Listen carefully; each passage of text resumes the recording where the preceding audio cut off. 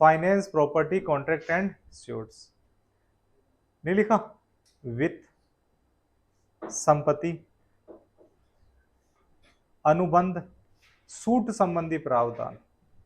वित्त, संपत्ति, अनुबंध, सूट संबंधी प्रावधान। सूट, सूट का मतलब होता है कोर्ट के अंदर वाद दायर करना, वाद होता है ना, उसे सूट बोला जाता है। ठीक है, लिख लो finance property contract and suit related provisions. नहीं लिखा? लिख सूट, SUIT सूट, सूट कर देते हैं ना। एक तो होता है सूट कपड़े वाला, पटियाला सूट, सूट बूट की सरकार। एक होता है सूट दायर करना, वाद दायर करना, कि मैंने सूट दायर कर दिया है कोर्ट के अंदर। परस्यूट तो अलग होता है, परस्यूट मतलब चाहना, परस्यूट ऑफ हैप्पीनेस, वो अलग चीज होता है। सूट मतलब क्या होता है? वाद दायर करना। आ गया समझ में? इधर से दिख तो रहा है, कोई कंफ्यूजन नहीं है। ये कौन से भाग में आएगा? भाग 12 के अंदर आएगा। ठीक है, अब लिखो इसके भी अध्याय है, ये भी गीता का पाठ है। 264 से 300 है, लिखो 264 से 300 है, क्योंकि 263 में क्या था? Administrative relation between union and state था। अब 264 टू 300 ए तक कौन सा रहेगा? Finance property contract and shoots related provisions. Chapter first, अध्याय 1, चैप्टर फर्स्ट, अध्याय 1, चैप्टर फर्स्ट। चैप्टर फर्स्ट का रिलेशन किससे रहेगा? फाइनेंस। किससे रहेगा? फाइनेंस, फाइनेंस, फाइनेंस किससे रहेगा? 264 टू 291। अब किसी भी राज्य को अपना शासन प्रशासन चलाने के लिए इनकम की जरूरत रहती है, फाइनेंस की जरूरत रहती है। जैसे consolidated fund of India, contingency fund of India, अलग अलग प्रकार के टैक्सेशन लगाना, GST लगाना, फाइनेंस कमीशन लगाना, अलग अलग प्रकार के सरचार्ज लगाना, सेस लगाना, इससे रिलेटेड जितने भी प्रोविजंस रहेंगे वो प्रोविजंस कौन से भाग में रहेंगे? भाग 12 के अंदर रहेंगे। चैप्टर कौन सा रहेगा? फर्स्ट चैप्टर रहेगा। फर्स्ट चैप्टर के आर्टिकल कहां से कहां तक? 264 से लेके 308 तक रहेंगे। ठीक है ना, 92 91 तक रहेंगे। अगला लिखो चैप्टर 2, बोरोविंग्स। चैप्टर 2, चैप्टर 2, इसमें क्या है? उधार लेना। क्या है? बोरोविंग्स, बोरोविंग्स, उधार लेना। उधार की जरूरत पड़ जाती है। 292 293, 292 293। तो जब केंद्र उधार लेगा तो कौन से आर्टिकल में लेगा? 292 के अंदर। 292 यूनियन उधार लेता है तब, और राज्य उधार लेंगे तब 293। FRBM एक्ट बनाया है स्टेट्स, बनाया। FR finance responsible budgetary management act 2002, FRBM act है। यानी कि राज्य कितना उधार ले सकते हैं? क्या राजस्थान किसी विदेश से उधार ले सकता है?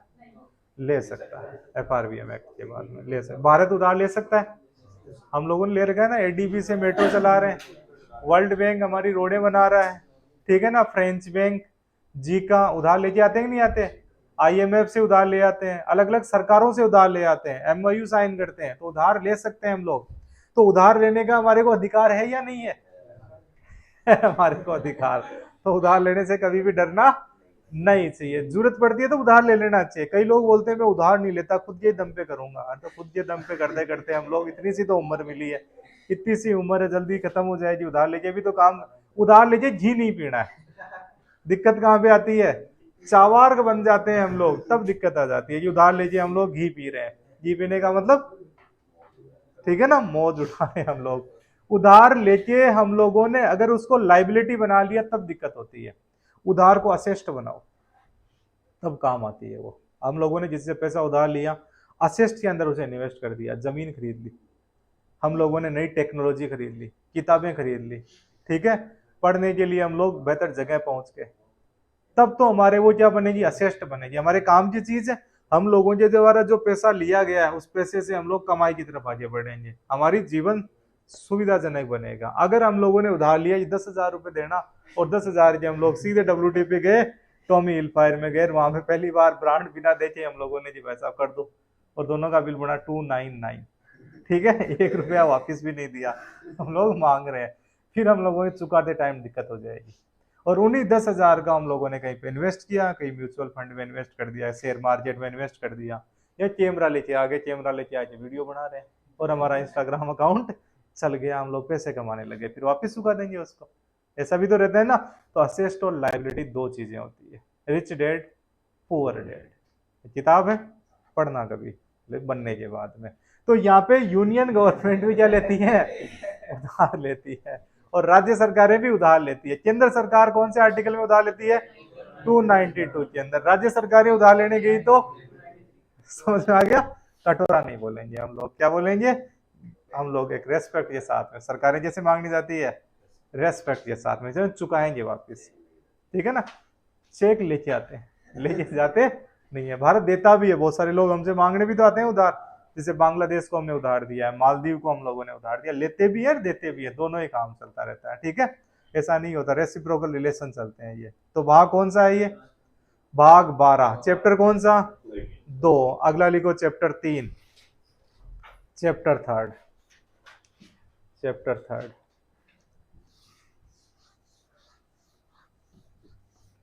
Chapter third, chapter 1 2 3 third. इसमें लिखो संपत्ति, संविदाएं, अधिकार, संपत्ति, संविदाएं, अधिकार, वाद, दायित्व, बाध्यताएं। संपत्ति, संविदाएं, अधिकार, दायित्व, बाध्यताएं, वाद। Property, contract, property, contract, liabilities, rights, contract, rights, liabilities, obligations and shoots, and shoots. क्या क्या है बताओ, प्रॉपर्टी, कॉन्ट्रैक्ट्स, फिर राइट्स, फिर ऑब्लिगेशंस, ऑब्लिगेशंस के बाद में लाइबिलिटीज, लाइबिलिटीज के बाद में शूट्स, ठीक है। इन सब का रिलेशन कौन से चैप्टर से, चैप्टर थर्ड से। चैप्टर शब्द किसका, भाग 12 का। संपत्ति, अनुबंध, अधिकार, दायित्व, ये क्या है, बाध्यताएं, लाइबिलिटीज, और ये क्या है, शूट्स, वाद। ये सबके संबंध है फाइनेंस से। इनका रिलेशन है भाग 12 के चैप्टर 3 से रिलेटेड है। इनके आर्टिकल लिखो, आर्टिकल 294 से 300, 294 टू 300। अब एक सवाल बताओ, क्या हम लोग सरकार पे वाद दायर कर सकते हैं, कर सकते हैं, पब्लिक एडमिनिस्ट्रेशन में भी काम आएगा। कौन सा आर्टिकल, 300, याद आया। आर्टिकल 300 के अंदर हम लोग सरकार के खिलाफ वाद दायर कर सकते हैं। सरकार भी तो हमारे साथ में एमओयू साइन करती है। जब सरकार ने किसी प्राइवेट कंपनी के साथ एमओयू साइन किया, जैसे राजस्थान में Rajasthan HPCL, Rajasthan refinery limited, उसके अंदर 74% स्टेक तो है एचपीसीएल का, 26% स्टेक है राजस्थान गवर्नमेंट का, तो कंपनी बन गई।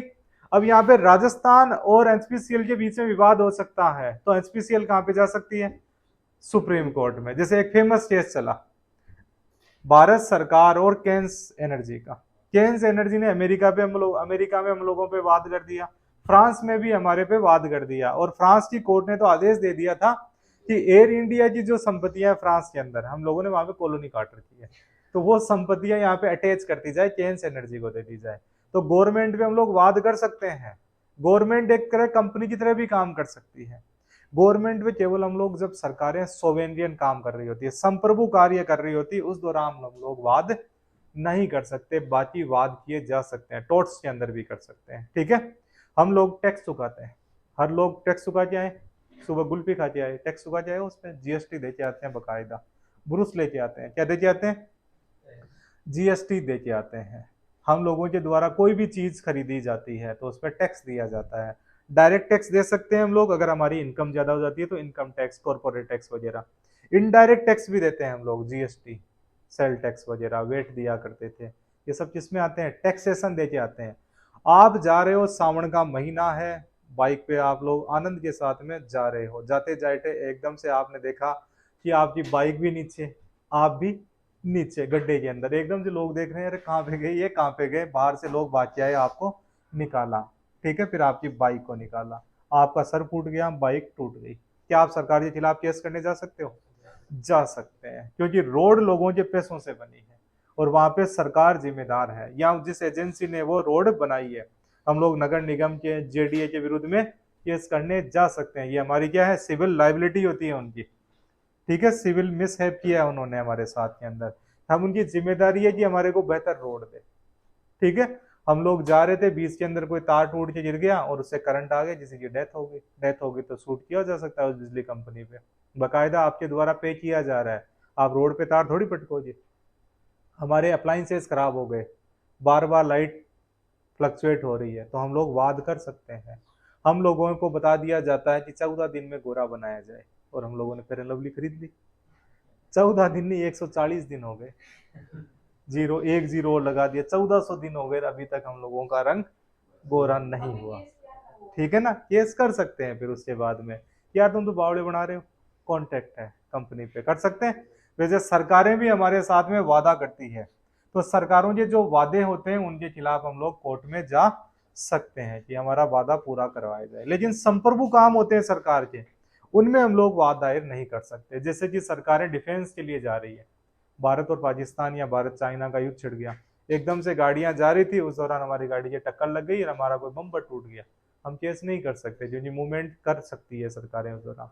अग्निशमन की गाड़ी आ रही थी, फाइटिंग वाली गाड़ी, हम लोग वहां पे खड़े हैं, वो बजा रहा है कि नहीं लाल बत्ती वो हरी होगी तभी आगे बढ़ूंगा, मैंने उसने टल्ला मार दिया छोटा सा, और हमारे को थोड़ा सा गड़बड़ हो गई। उसमें भी हम लोग क्या नहीं कर सकते, वाद नहीं कर सकते, संप्रभु कार्यों में नहीं कर सकते। समझ में आ गया? इसलिए जो आर्मी की गाड़ियां जाती है उस दौरान हमारे को क्या हो जाना चाहिए, थोड़ा सा साइड हो जाना चाहिए। फायर वाली गाड़ी जाती है, एम्बुलेंस आती है, एम्बुलेंस क्यों जाती है जल्दी, क्यों, ये संप्रभु कार्य, किसी का जीवन बचा रही है। फिर हम लोग नहीं, एम्बुलेंस हमारे टच कर गई, फायर एक्सटिंग्विशर वाली जो गाड़ी थी वो हमारे टच कर गई, हम लोग वाद दायर नहीं कर सकते। तो सर इंश्योरेंस का क्लेम भी नहीं मिलता, क्योंकि वो संप्रभु कार्य है। ठीक है, तो सरकारों के खिलाफ कॉन्टेक्ट भी कर सकती है सरकार, बता दिया। सरकार की संपत्तियां भी होती है जैसे रेलवे की प्रॉपर्टी। ठीक है, हॉस्पिटल हो गए, सरकार की संपत्तियां तभी तो अलॉट कर देती है। ठीक है, रेलवे स्टेशन आगे, इससे भी रोडवे सरकार की संपत्ति, जिसे हमारे द्वारा जब दंगे होते हैं या कोई भी प्रदर्शन किया जाता है तो तोड़ा जाता है, सरकार की संपत्ति। वो है किसकी संपत्ति, हमारी तो है। सरकार किसकी है, हमारी है, सूट बूट की नहीं है, हमारी सरकार होती है, चाहे केंद्र की सरकार हो चाहे राज्य की सरकार हो। आ गया समझ में? कौन सा भाग पढ़ रहे हैं हम लोग? भाग 12, चैप्टर 3। अब चैप्टर लिखो कौन सा, 4, chapter 4, very very important. Chapter 4, chapter 4, right to property. क्या राइट टू इंफॉर्मेशन में आप जानकारी ले सकते हो, इंफॉर्मेशन में। ठीक है, जानकारी लेके बात कर सकते हो। आ गया? इसमें लिखो राइट टू प्रॉपर्टी, संपत्ति का अधिकार, राइट टू प्रॉपर्टी, संपत्ति का अधिकार। संपत्ति का अधिकार कौन से भाग में? भाग 12, चैप्टर 4 और article 300A, very very important. कौन सा आर्टिकल है? 300A।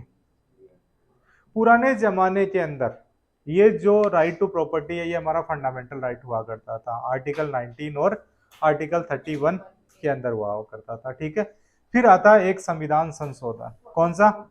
44th constitution amendment act, यहीं पे लिख देना, 44th कॉन्स्टिट्यूशन अमेंडमेंट एक्ट। 44वें संविधान संशोधन द्वारा इसे फंडामेंटल राइट से हटा के लीगल राइट बना दिया गया है। आपकी संपत्ति को आपसे वंचित केवल जो भी कानूनी प्रावधान है उसके द्वारा ही अलग किया जा सकता है, अदरवाइज आपकी संपत्ति को कोई छीन नहीं सकता। क्या बताओ, वर्तमान के अंदर राइट टू प्रॉपर्टी हमारा फंडामेंटल राइट है? नहीं है। क्या हमारा ये कॉन्स्टिट्यूशनल राइट है कॉन्स्टिट्यूशनल राइट है, तभी तो ये आर्टिकल 300A में है।